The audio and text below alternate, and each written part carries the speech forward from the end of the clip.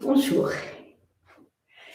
Donc aujourd'hui, j'aimerais parler du temps, en fait, du temps, le temps qui passe, l'âge qui avance et cetera.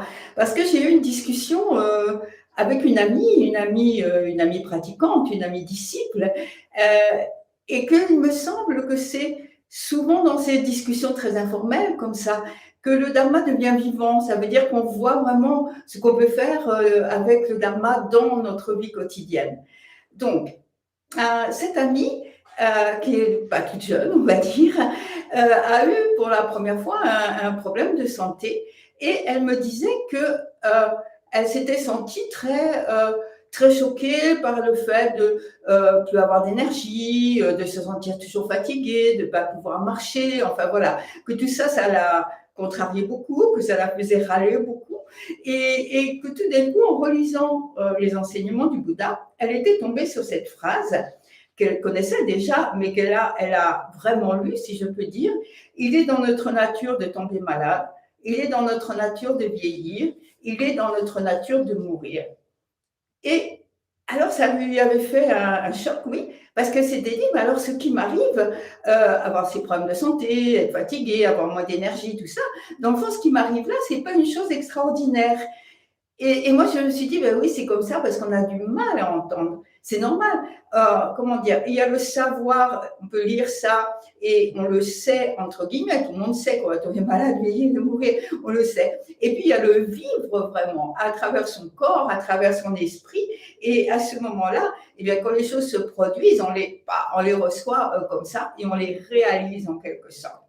Alors, alors elle continuait sa réflexion en me disant, mais alors, comment je fais maintenant avec ça? Parce que pour l'instant, me dit-elle avec clarté, je suis vraiment en train toujours de me plaindre, de trouver que ça va pas, que c'est pas juste, que pourquoi je ne peux plus faire autant de choses qu'avant, et en fait de ressasser tout ce qu'elle faisait et qu'elle peut plus faire.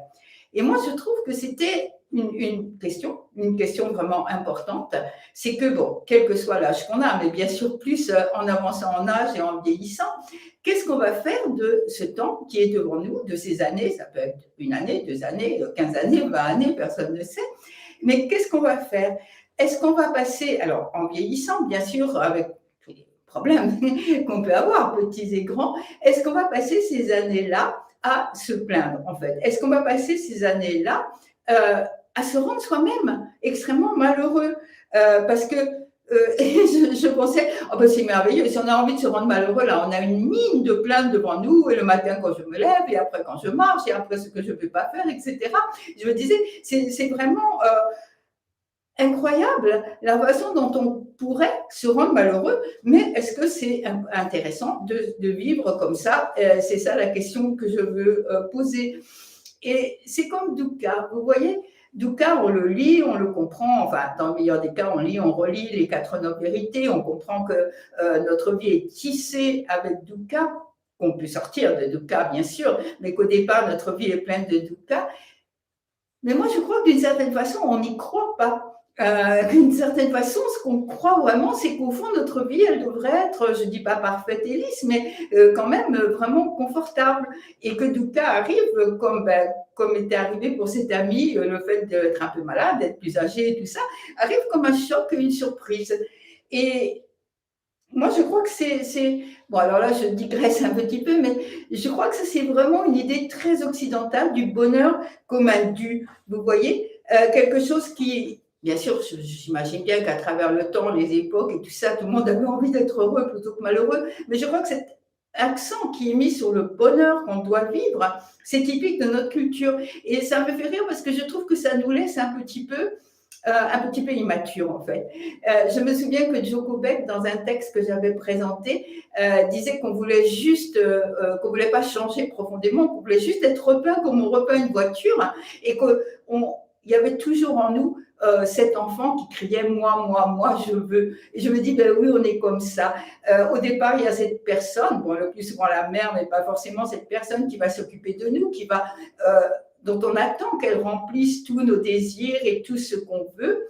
Et puis petit à petit, Et en grandissant, on s'aperçoit que ben, cette personne, elle est une autre personne, qu'elle est détachée de nous, qu'elle peut sortir, qu'elle peut revenir, ou qu'elle peut partir.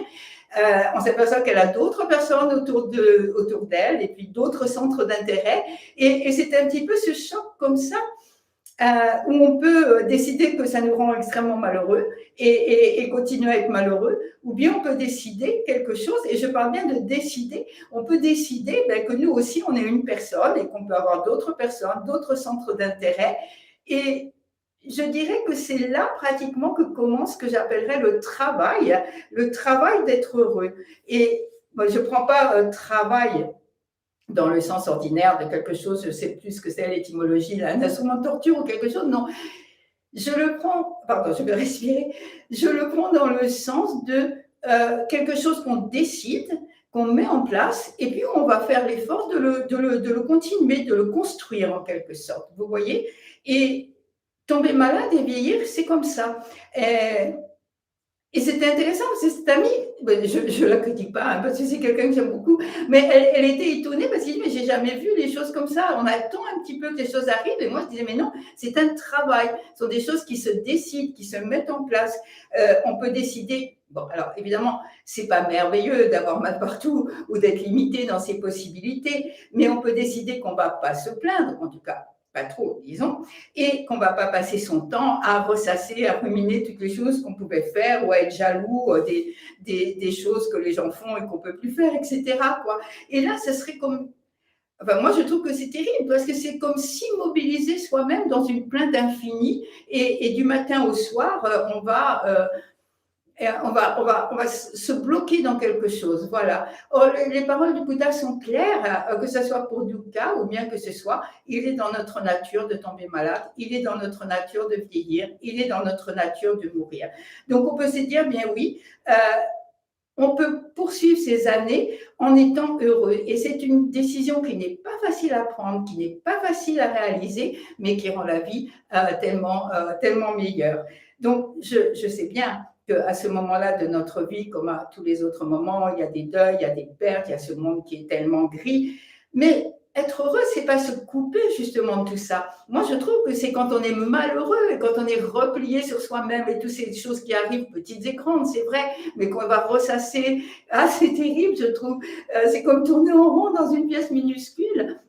Ça va arriver, je suis pas en train de dire que ça n'arrive pas, mais je suis en train de parler du long terme. Bien sûr qu'il y a des moments où on va se retrouver comme ça, mais comment ouvrir justement ça pour vivre des mois, des semaines, des années, etc. Et il me semble que c'est justement quand on est en train de se plaindre et de râler tout le temps qu'on s'enferme et qu'on se coupe de soi-même déjà, et puis des autres, et puis du monde. Et que par contre, décider d'être heureux, c'est s'ouvrir à soi-même, c'est se donner plein de possibilités et s'ouvrir aux relations avec les autres et avec le monde. Je vous ai montré quelque chose. Vous savez peut-être, si vous étiez là en fin d'année dernière, que j'ai passé quelque temps au Brésil. Et dans une petite ville où j'étais, je suis entrée dans un bazar. Vous savez, ces bazars, comme ça n'existe plus beaucoup en France, où on vend des chaussures, du papier, des crayons, que sais-je. Et il y avait des petits tableaux comme ça avec des phrases inscrites. Bon.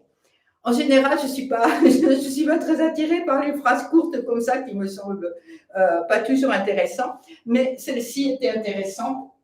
Et voilà, j'ai envie de vous le montrer. Voilà, ça dit ça. Alors, je vais le lire avec mon accent brésilien horrible. Sourire, vivre et todo dia agradecer.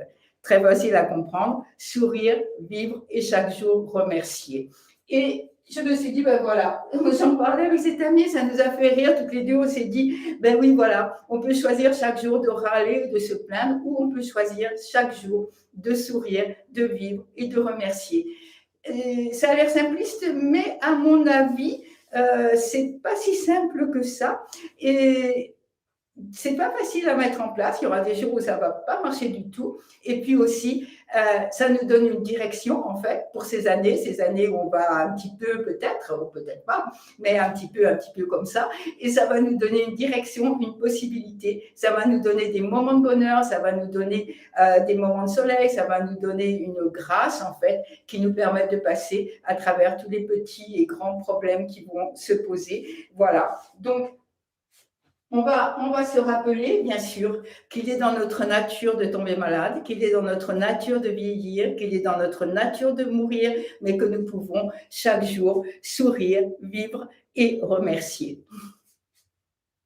Et justement, pour moi, ce qui est beau, c'est qu'on fait la cérémonie, et cette cérémonie, que quand on se tourne vers le Bouddha, quand on se tourne vers les trois trésors, quand on se tourne vers les maîtres, vers les bodhisattvas, eh bien, c'est exactement ça, c'est chaque jour remercier.